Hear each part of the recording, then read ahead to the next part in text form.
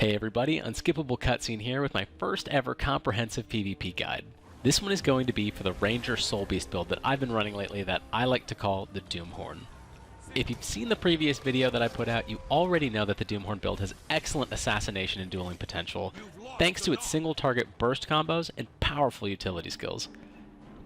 I'm going to start out with a very basic skill rotation that you can pull off even if you've never played Ranger or Soulbeast before, and then move on to some advanced strategies and best practices. I'll finish up with an explanation of our utility skills and a deep dive into the theory that makes the build so powerful. First things first, I've got the build template and the equipment template in the description below. Copy those and paste them into your build and equipment panels in-game so that you have the same skills, weapons, runes, and sigils. For your pets, you'll want to have the smoke scale and the Seamoth. Without diving too deep into the benefits from our traits, the main source of burst damage from this build comes from the number 4 ability on the Warhorn, Hunter's Call. Hunter's Call is going to summon a flock of birds that repeatedly attack our enemy, and when we combine that with Sikkim, Vulture Stance, and One Wolf Pack, it's going to deal a devastating amount of damage over the course of just a few seconds. When we switch to the Greatsword, we'll have high damage attacks that will help us finish off anybody that's still standing. You've taken the graveyard. Now let's see it in action here. First, merge with your pet by hitting F5. I'll talk about this stealth setup that I'm doing later in the video. For now, just focus on the rotation on the screen. First, you'll use Hunter's Call on the Warhorn. As soon as you finish casting that, activate Sikkim, Vulture Stance, and One Wolf Pack. Immediately follow that up with the F2 skill, Smoke Scale Assault, which will hit the enemy multiple times, make you untargetable, and, most importantly, teleport you to your enemy. Once you come out of Smoke Scale Assault, immediately activate the F1 ability, Takedown. This will knock your enemy down and allow you to land your F3 ability, Worldly Impact. As you can see, this combo was enough to fully defeat this guy, and I didn't even get a chance to use my Greatsword. So let's say you get through the first phase of your burst. Your Warhorn and Dagger skills are all on cooldown, but you've still got enemies standing in front of you. This is where you'll switch to your Greatsword. These abilities are slow to activate and highly telegraphed, but deal extreme damage if you can land them. The main spike damage on the Greatsword comes from the number 2 ability, Maul. In addition to hitting hard, Maul will make your next attack deal 25% more damage, so feel free to weave in auto attacks or use Worldly Impact if it's up. When you use the number 5 ability, Hilt Bash, you'll daze or stun your opponent, and you'll also reset the cooldown on Maul, allowing you to land the ability a second time with ease. Now let's see this in action. Here I try to start this engage with Hunter's Call, but it gets obstructed by the terrain. It's a pretty significant damage loss, but I'll keep going with the rest of the first phase of my burst. I activate my damage utility skills and Smoke Scale Assault, and I actually land Takedown here on this Guardian while he's in mid-jump. The knockdown sets me up to land Worldly Impact, but he's still alive, and now on top of that I've got one extra enemy here to deal with as well. So now I'm going to switch to the Greatsword, and use Maul, followed by Hilt Bash, followed by Maul again. Once they're both down, I use the number 3 ability Swoop just to get a little extra damage in. I auto-attack them, and I also activate Dolyak Stance for stability so that they can't push me away while I'm finishing them off.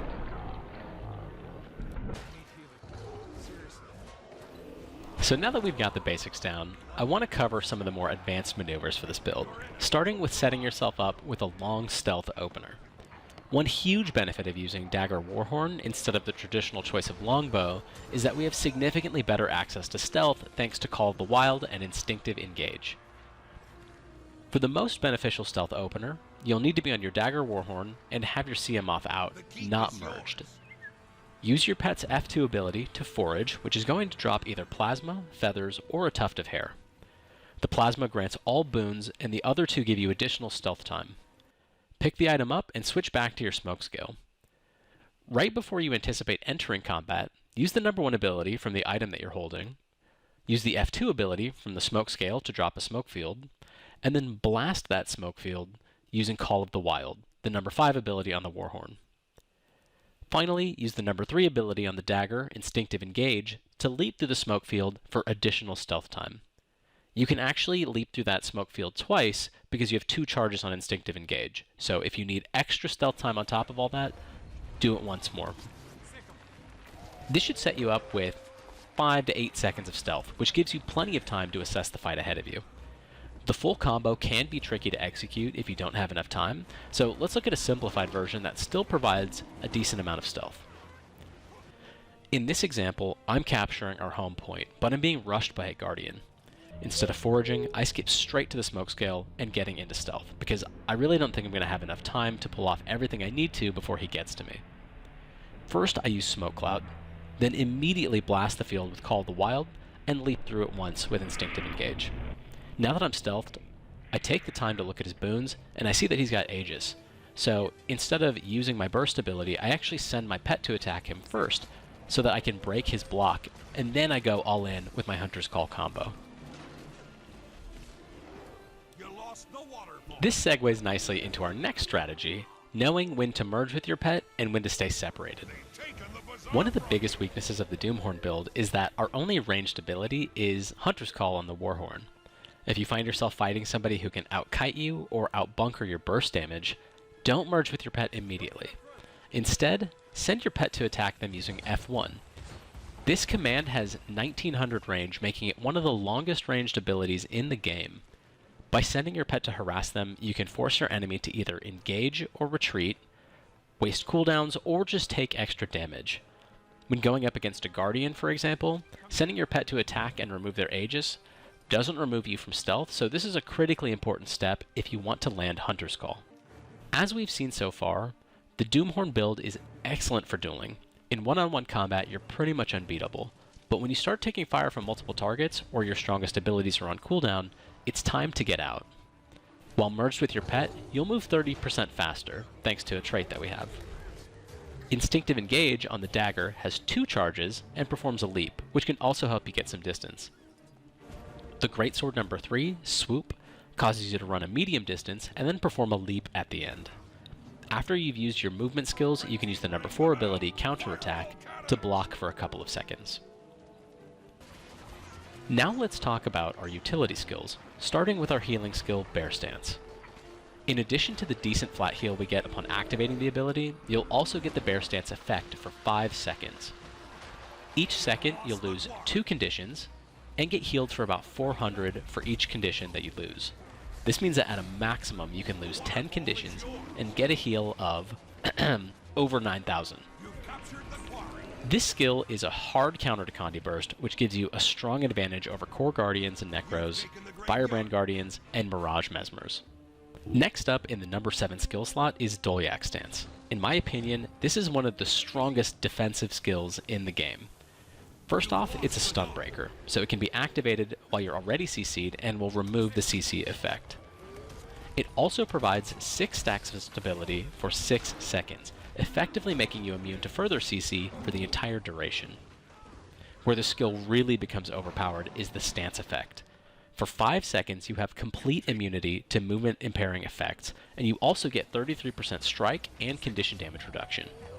This is equivalent to having 5 seconds of resistance and protection, but they can't be boon stripped off of you, which is really important in PvP. I generally try to save this skill for finishing off downed opponents, but it should absolutely be used reactively or even preemptively in combat to counterplay enemy control abilities. Our number 8 utility skill is called Sick'em. Normally Sick'em applies a 40% damage boost and 40% movement speed increase to your pet.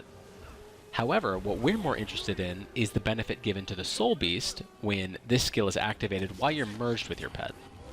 Instead of the 40% damage boost, we'll only get 25%, but we'll still keep the 40% movement speed increase. Not only does this 10-second buff contribute significantly to the overall burst damage of our build, but it also applies a 6-second revealed debuff to our enemy that disallows them from stealthing. It's critically important to make sure that you use this ability only after you've merged, because the buff will be lost entirely if you use the ability and then merge with your pet. The number 9 utility skill is called Vulture Stance. At face value, this skill is going to make all of our direct damage attacks in the next 6 seconds apply might to us and poison to our enemies. This can occur at most every 1/4 of a second, so there are up to 24 potential applications within the 6-second window. The poison itself will deal about 4,000 damage, and it will also reduce healing by 33% for the enemy. However, thanks to a trait that I'll talk about later in the video, each time you apply poison to your enemy, you're also going to steal 180 health from them. This can end up adding about 4,000 damage to your burst, and also potentially providing up to 4,000 healing to you.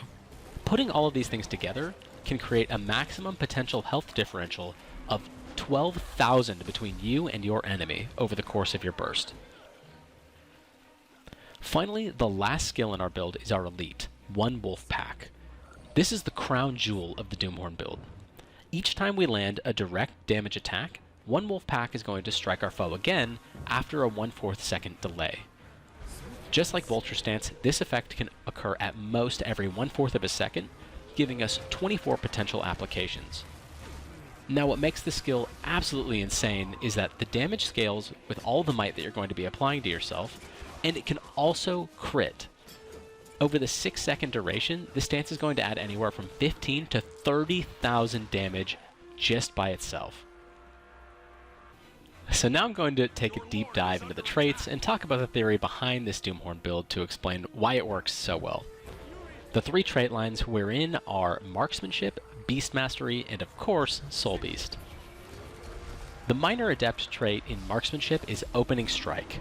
Normally all this trait does is apply some vulnerability on your first attack in combat, but as we're going to see in a moment, it's going to end up doing a whole lot more. The major adept trait is going to be Hunter's Gaze.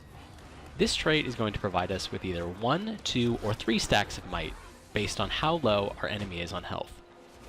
Due to the internal cooldown of 1 second, Hunter's Gaze will end up providing us with at most anywhere from 5 to 15 concurrent stacks of might. Our minor master trait, Alpha Focus, will cause our opening strike to cripple. Nothing too special there. Next, for our major master trait, we've got Moment of Clarity. This is a huge trait for us because it's going to cause our attacks after takedown and hilt bash to deal 25% more damage if we interrupt with them. It's also going to make our hilt bash last 50% longer on the stun or daze that it provides, giving us more time to land that big hit. Our minor Grandmaster is Precise Strike, which will cause our opening strike to be a guaranteed critical hit. This pairs perfectly with our major Grandmaster trait, Remorseless. Remorseless is going to cause our opening strike to deal 25% more damage, and also refresh every time we get Fury. As we're going to see later down in the trait panel, we're going to be getting Fury quite often, so this is going to provide a significant boost to our heavy hitting skills. Next up, we've got the Beast Mastery line. When we merge with our pet, any trait benefit that was going to them is going to apply to us instead. Our minor adept here is Pack Alpha, which gives us an extra 75 points in each of the primary attributes when we're merged with our pet. The major adept is Potent Ally, which will cause us to give ourselves 1 stack of might whenever we critically hit. Thanks to the 1 second internal cooldown, this will provide at most 6 concurrent stacks of might. Our minor master trait is Loud Whistle, which will cause us to deal 10% more damage when we're above 90% HP. The best way to stay over 90% HP is going to be to use your stealth opener to ambush your enemy and drop them before they even have a chance to fight back. Next, our major master is Two-Handed Training. This is a flat 10% damage boost with the Greatsword, 20% Greatsword skill cooldown reduction, and it also grants Fury whenever we CC an enemy. Thanks to our marksmanship traits, this is going to reset opening strike, and if we interrupt, it's going to give us an attack of opportunity as well. Our minor Grandmaster trait is called Pet's Prowess. When we're merged with our pet, this will increase our crit damage by 10% and also effectively give us swiftness that can't be boon stripped off of us. Finally, our major Grandmaster trait is Honed Axes. Obviously, we're not using an axe, but we're taking this just so that we can get that 120 flat ferocity increase. If you're finding that people aren't dead by the end of your Warhorn burst, and you want a bigger CC window for your Greatsword skills, the other option is Beastly Warden. With Beastly Warden, you'll get an extra 2 seconds of CC in the form of a taunt just after you finish Worldly Impact. I personally go back and forth on these options, but I think Honed Axes is going to put out more damage and you won't even need that CC. Next up is our Soulbeast trait line. Here, the minor adept is just letting us know that we have access to stances, beast mode, and our merged pet ability. Our major adept trait, Live Fast, is going to provide us with Fury and Quickness when we use Worldly Impact.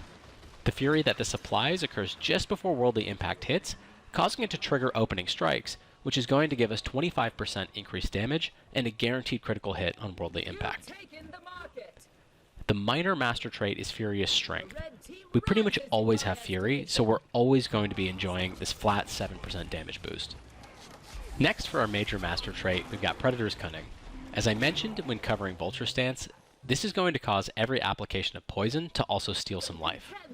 In addition to Vulture Stance, the other ways to apply poison in this build come from the 3rd and 4th auto attack chain on the dagger, and the dagger number 2 ability, Double Arc. The lifesteal from this trait solidly pushes the auto attack DPS from the dagger way past that of the Greatsword. The minor Grandmaster trait is twice as vicious, which is going to reward us with 5% extra damage for 10 seconds after we disable a foe. And finally, the major Grandmaster trait in the soulbeast line is Oppressive Superiority. Just like Loud Whistle trait and Beast Mastery, we're going to get a 10% damage increase, but here all we need to do is be at a higher health than our enemy. Our conditions will also last 10% longer, which will help us keep vulnerability on them longer, allowing us to deal more damage, and keep them poisoned for longer, which is going to prevent them from healing as effectively. Well, I hope you found this build guide comprehensive and insightful. If you have any thoughts, please feel free to drop them in the comments below. Let me know if you try it out, how it worked for you, if you have any suggestions on ways that this build can be improved at all. As my way of saying thank you for watching the entirety of my first real video, drop your Guild Wars 2 character name in the comments below, and I'll randomly select 5 players to send 25 gold to at the end of November. If you're also a public subscriber, I'll enter you a second time into the raffle, now and in all of my future giveaways. If you enjoyed this video, please feel free to give it a like and subscribe, and I'll work on putting out more content like this and hopefully doing more raffles as well. Thanks for watching.